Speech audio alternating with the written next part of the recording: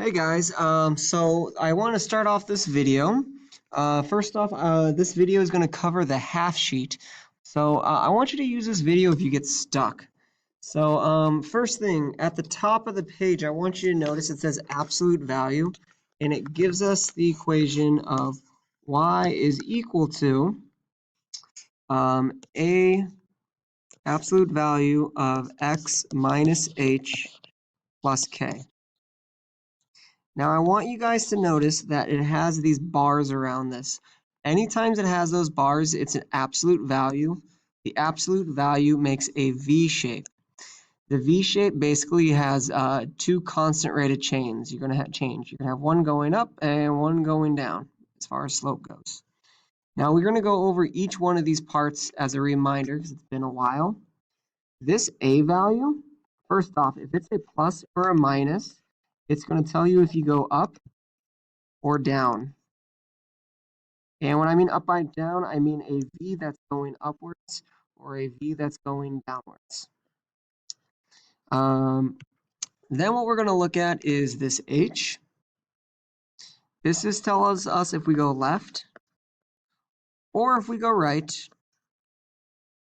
And it's always going to be opposite. So if it's a plus 3, it's going to go to the left, and it's a minus 3, it's going to go right.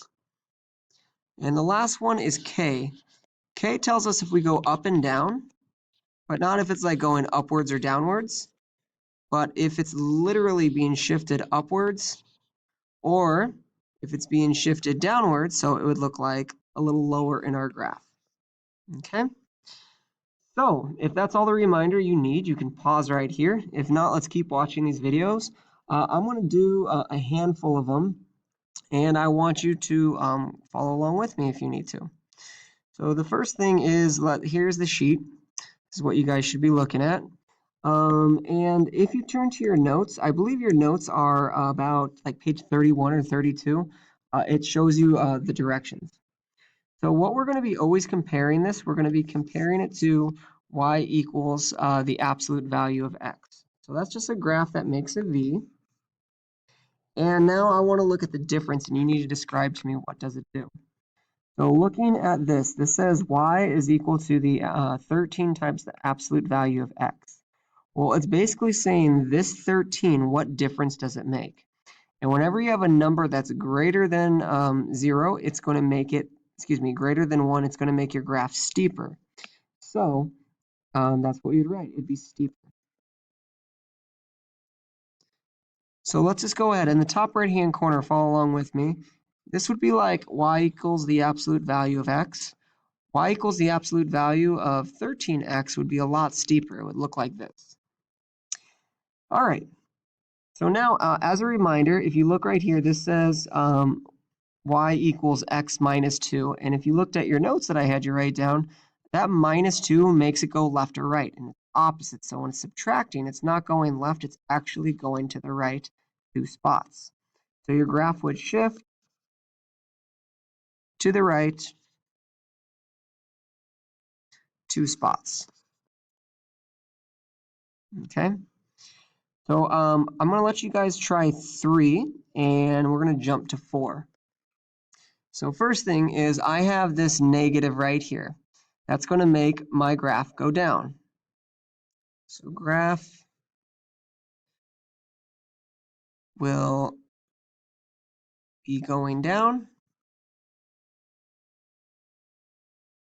So then the next thing, I have that minus 1. That's inside, and that tells me when I go left or right. So since it's minus 1, it's opposite. This is going to go to the right 1 spot. And then I have a plus 7 on the outside. That means it's going to go up 7 units. And like I said, feel free to pause this anytime and work on your own, and you can use this just to double check your answers. All right, so the next one, it's going to give you a description, and you need to tell me what it does. What I always like to do is just write this equation down.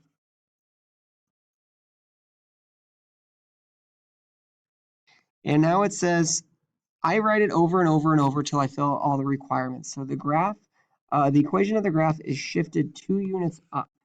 Well, what makes it shift 2 units up? Plus k. So the k makes it shift up. So that's this value right here. So what I would do is just rewrite this as y equals the absolute value of x plus 2. That satisfies this part.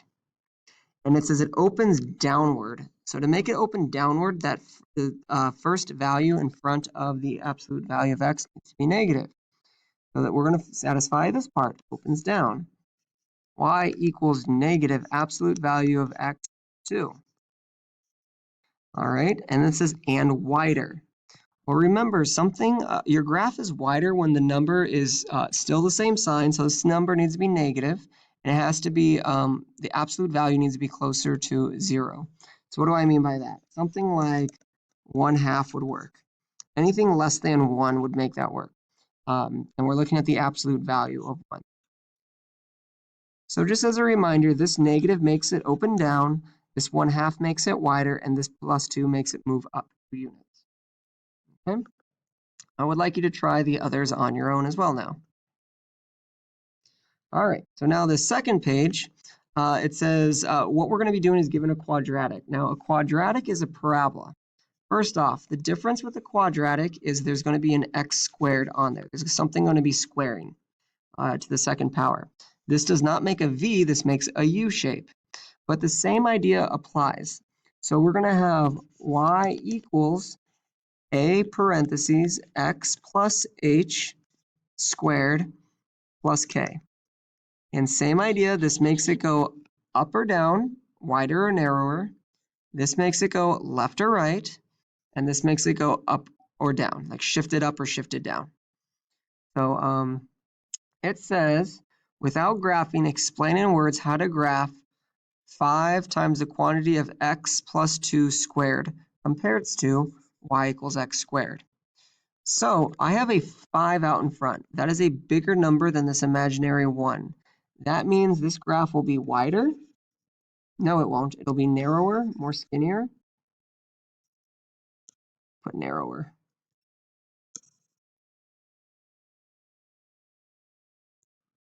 So that's what the 5 does.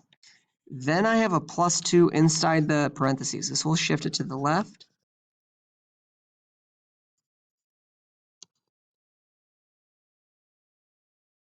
Two spots.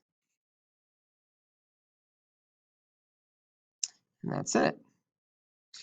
All right, I'll do one more of these. Let's see, number 10. It says, without graphing, explain how the graph y equals 1/4 x plus 9 squared minus 5 compares to the graph y equals x squared. So this right here, the 1/4 is going to make it wider since it's smaller than 1.